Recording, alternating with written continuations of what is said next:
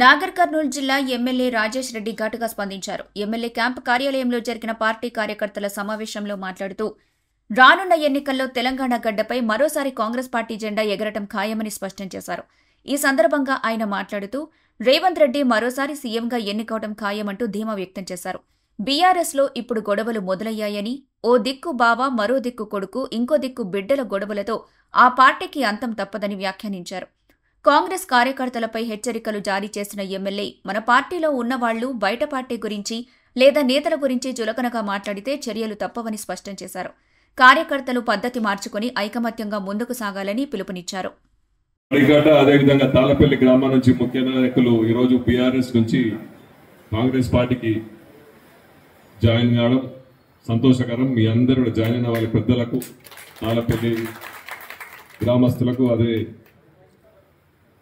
నడిగడ్డ గ్రామస్తులకు కూడా ధన్యవాదాలు చెప్తూ, మీ అందరికి తెలుసు ఎన్నో ఇబ్బందులతో 10 సంవత్సరాల తర్వాత కాంగ్రెస్ పార్టీ రావడం, కాంగ్రెస్ పార్టీ నాగర్ కర్నూలు గడ్డ మీద కూడా 31 సంవత్సరాల తర్వాత రావడం, చాలా ఒక్కొక్క కార్యకర్త ఎన్నో బాధలతో ఈరోజు నాగర్ కర్నూలులో స్వేచ్ఛ తెచ్చుకున్నాం. కాంగ్రెస్ పార్టీ తెచ్చుకొని ఇందిరమ్మ రాజ్యం తెచ్చుకొని, అదేవిధంగా మేము వచ్చిన ఈ సంవత్సరాల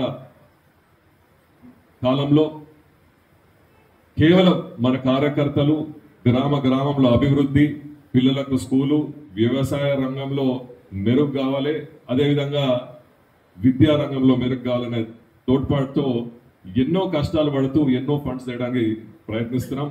ఆ విధంగా మన ముఖ్యమంత్రి గారు కూడా సానుకూలంగా స్పందించి, ఆయన జిల్లా సొంత జిల్లా కాబట్టి మనకు ఇంటిగ్రేటెడ్ స్కూల్ కానీ, జూనియర్ కాలేజ్ ఫండింగ్ కానీ, సిర్సవాడ 20 కోట్ల బ్రిడ్జ్ కానీ, టౌన్కు 40 పైచిలకు కోట్ల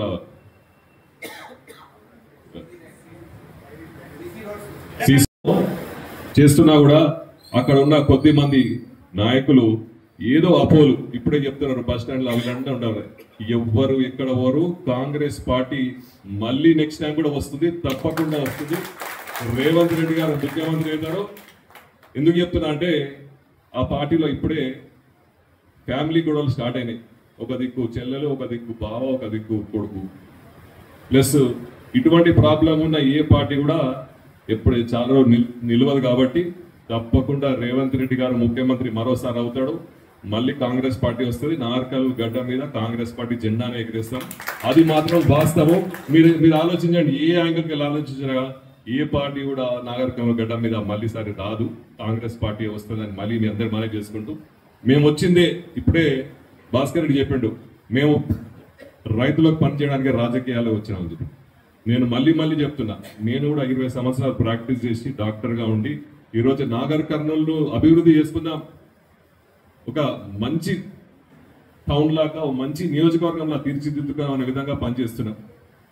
కాంగ్రెస్ పార్టీ ఇచ్చిన 6 గ్యారెంటీలతో పాటు ఎన్నో అభివృద్ధి పనుల కోసం తాటుపడుతున్నాం. కొన్ని తొందర అవుతాయి, కొన్ని లేట్ అవుతాయి. మన కార్యకర్తలు కూడా బాధపడకండి. ఎందుకంటే అప్పుడప్పుడు కొంతమంది మన కార్యకర్తలే బయట లూజ్ టాక్ చేస్తున్నారు, ఇంకా రాదు అని. మీ అందరు కూడా ఒకటే సూచన, మన ఇంటి దొంగలే బయట అట్లా మాట్లాడితే మంచి పద్ధతి కాదు. ఎవరెవరు మాట్లాడితే కూడా నాకు కూడా తెలుసు. నేను కఠినంగా అవుతే నా అంత అంటే ఇంత అందరితో ఫ్రెండ్లీగా ఉండేవాడిని.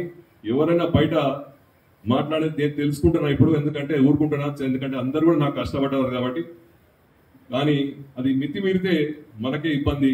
కాబట్టి కఠిన చర్యలు తీసుకుంటా. మీరైనా లూజ్ టాక్ చేసి బయట తప్పుడు మాటలు మాట్లాడి ప్రభుత్వం గురించి అయినా కానీ, సీఎం గారి గురించి అయినా కానీ, మా గురించి అయినా కానీ, మన ప్రభుత్వం గురించి అయినా కానీ తప్పుడు మాటలు మాట్లాడతాం సహించేది లేదని ఈ వేదిక నుంచి తెలియజేస్తూ, తప్పకుండా మీరు వచ్చినందుకు మీకు ధన్యవాదాలు చెప్తూ, హృదయపూర్వక ధన్యవాదాలు చెప్తూ, ఎటువంటి సమస్యలున్నా తప్పకుండా మీ గ్రామానికి సంబంధించి ఎటువంటి డెవలప్మెంట్ ఉన్నా తప్పకుండా మనం అందరం కలిసి పనిచేసుకుందాం. మనం అందరం కూడా మన గ్రామాలు బాగా చేసుకుందామని ఈ సభ ద్వారా తెలుపుకుంటూ, ఈ అవకాశం ఇచ్చిన మీకు, మా పెద్దలకు, మా గ్రామ పెద్దలకు, మా నాయకులకు, ఇక్కడ విచ్చేసిన పెద్దలకు, ముఖ్యంగా మా తండ్రి గారు నా కూచుల దామోదర్ రెడ్డి గారికి, ప్రతి ఒక్కరికి ధన్యవాదాలు చెప్తూ సెలవు తీసుకుంటున్నాం.